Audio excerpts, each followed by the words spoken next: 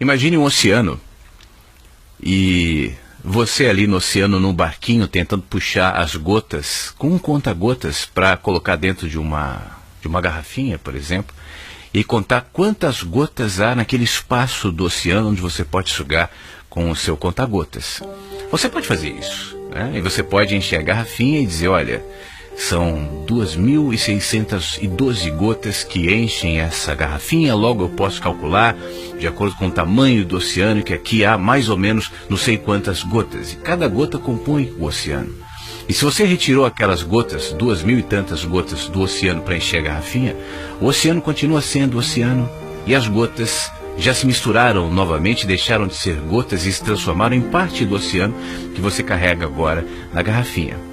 Essa metáfora, essa brincadeira, essa reflexão que eu estou fazendo aqui, na minha opinião, tem um pouco a ver com a nossa existência.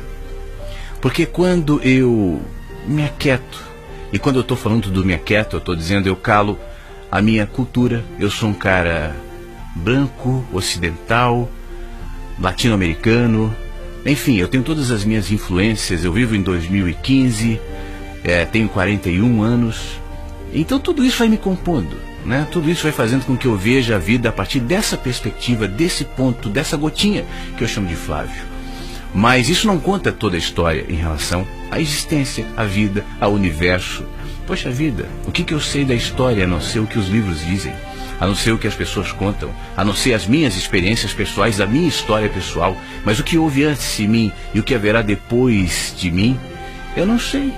Eu sei assim, eu imagino, eu faço ilações, eu reflito, mas tudo que eu vejo, tudo que eu descrevo, todo ponto de vista meu é a vista de um ponto eu. E daqui eu analiso a humanidade, daqui eu analiso a vida, analiso a morte, daqui eu reflito e digo a minha religião, a minha filosofia, os meus pensamentos, as minhas ideias. Um ponto, uma gota em relação ao oceano. Mas quando eu aquieto essa cultura, essa influência, essas interferências que vão modelando aquilo que sou, e alguns chamam de ego, pode ser algo engraçado, algo curioso. Não sei se você já teve essa experiência, acontece. De alguma maneira, sem que eu saiba explicar com construções de frases lógicas ou racionais, eu sinto que tudo de alguma maneira compõe aquilo que sou. Eu sinto que de alguma maneira aquela árvore que antes eu via tão distante de mim, tão fragmentada em relação àquilo que sou, também carrega componentes que me animam. Você sabe por quê? Porque eu começo a desconfiar que eu não sou somente o ponto de vista de um ponto. Eu não sou somente o ponto, mas de alguma maneira eu sinto que todos os pontos, que todas as vistas, que todos os seres, de alguma maneira integram aquilo que sou, como uma gota retirada de um oceano, percebendo-se como gota, identificada com aquele formato de uma gota, e começa a se lembrar que na realidade, ainda que ela seja uma gota, ela faz parte de algo muito maior, que é o oceano. E o dia que ela voltar para o oceano, ou mesmo quando ela for misturada naquele pote, ela será outra coisa e não somente aquela gota, ainda que a gota esteja lá. Quantas gotas compõem o oceano? Você pode negar que o oceano é composto de várias gotas? Você pode negar que se eu retirar uma ou outra gota, ou não sei quantas gotas do oceano, ele continuará ali? Se nós somos gotas, o que é o oceano? Talvez, eu não estou aqui como dono da verdade, eu só estou refletindo contigo. Talvez o oceano seja a vida, que preenche esse corpo, que se identifica com uma personalidade, que se vincula com uma história, que a partir dela constrói o seu ponto de observação e as suas opiniões em relação ao mundo, à vida, a Deus, à morte e a tudo mais, e aos outros e ao próximo, e a tudo que a gente vai construindo nesse lapso de tempo que nós estamos aqui, chamamos de filosofia, chamamos de religião, falamos de ideias elevadas, enfim, mas tudo isso nos reflete. Tudo que eu posso dizer em relação ao mundo, à vida, a Deus, à morte e a você, na realidade não diz nada sobre o mundo, a vida, Deus, a morte ou você, mas diz tudo sobre mim. é o ponto de vista, é onde estou, é a gota que sou, que olha o oceano inteiro e agora se sentindo longe do oceano, distante do oceano, separado do oceano, reflete sobre a grandeza do oceano e a insignificância da gota diante do oceano. E isso não pode ser negado. A gota é insignificante diante do oceano, mas é só uma gota. No entanto, se a gota aquieta a sua cultura de gota, que agora se vê afastado do oceano, então ela saberá e sentirá que é parte de algo maior. E que de alguma maneira, aquilo que ela representa, ainda que seja como uma gota, expressa a maquete, expressa mesmo que na simplicidade de uma gota, toda a grandeza do oceano. O oceano habita na gota e a gota habita o oceano. Isso quer dizer que nós, gotas, estamos vinculados pelo oceano que somos, pela vida que nos habita. Deus mora dentro. Então eu olho o homem mau, Hitler, e me vejo nele. Não só por conta do potencial, porque se você se coloca, por exemplo, veja um grande Hitler, que seja, né? Um grande símbolo de maldade da história. Se você se colocar naquele contexto, naquele momento, naquela cultura, não vamos então extremar tanto, que não seja Hitler, mas os alemães naquele tempo, que na maioria apoiaram Hitler. Hoje os alemães se envergonham. Hoje não fale sobre Hitler na frente de um alemão ou de uma alemã, porque você o constrangerá. Eles têm vergonha do que houve, e especialmente pelo fato de eles não terem percebido naquele tempo. Mas quem é que pode condená-los? Quem é que pode hoje, em 2015, ou no ano que você estiver vendo esse vídeo, olhar para toda essa história, conhecendo tudo que nós conhecemos, e dizer aqueles lá deveriam saber? Eu não sei, potencialmente eu poderia estar entre os apoiadores de Hitler. Potencialmente eu poderia ser Hitler. Poderia. Esse é um ponto de vista, é um aspecto. Agora o outro é que de alguma maneira eu sou Hitler. E sou Gandhi.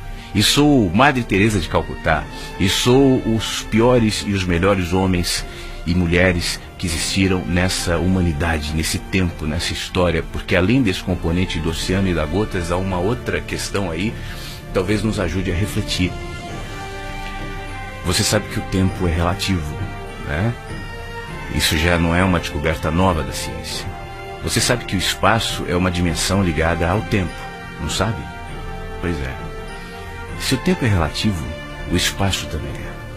Se o espaço e o tempo são relativos, tudo que eu vejo como passado, como futuro, como distante ou como próximo, é somente a perspectiva de um ponto vinculado à linearidade cronológica de algo que é relativo, o tempo. Então está tudo acontecendo no mesmo instante, e não só no mesmo instante, no mesmo lugar. É claro que lugar é um jeito de falar vinculado a espaço. Se não há espaço, não há lugar. Tudo acontecendo aqui, no mesmo instante, na mesma hora. Talvez a gente se aproxime diante disso, as especulações da nova ciência que fala sobre a possibilidade de realidades paralelas. Eu já falei uma vez, não sei se foi no vídeo ou se foi na rádio, acho que foi na rádio, que quem sabe as realidades que nós chamamos de paralelas e atrelamos isso a lugares paralelos, uma do lado da outra, separados por membranças.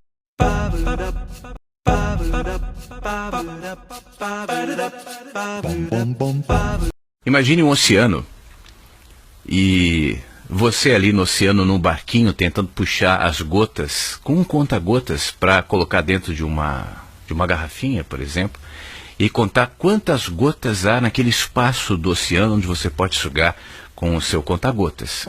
Você pode fazer isso, né? E você pode encher a garrafinha e dizer, olha, são 2.612 gotas que enchem essa garrafinha, logo eu posso calcular, de acordo com o tamanho do oceano, que aqui há mais ou menos não sei quantas gotas, e cada gota compõe o oceano. E se você retirou aquelas gotas, 2.000 e tantas gotas do oceano para encher a garrafinha, o oceano continua sendo oceano, e as gotas já se misturaram novamente, deixaram de ser gotas e se transformaram em parte do oceano que você carrega agora na garrafinha. Essa metáfora, essa brincadeira, essa reflexão que eu estou fazendo aqui, na minha opinião, tem um pouco a ver com a nossa existência. Porque quando eu me aquieto, e quando eu estou falando do me aquieto, eu estou dizendo eu calo a minha cultura, eu sou um cara branco, ocidental, latino-americano, Enfim, eu tenho todas as minhas influências, eu vivo em 2015, tenho 41 anos, então tudo isso vai me compondo, né? Tudo isso vai fazendo com que eu veja a vida a partir dessa perspectiva, desse ponto, dessa gotinha que eu chamo de Flávio. Mas isso não conta toda a história em relação à existência, à vida, ao universo. Poxa vida, o que eu sei da história a não ser o que os livros dizem? A não ser o que as pessoas contam, a não ser as minhas experiências pessoais, a minha história pessoal, mas o que houve antes de mim e o que haverá depois de mim, eu não sei.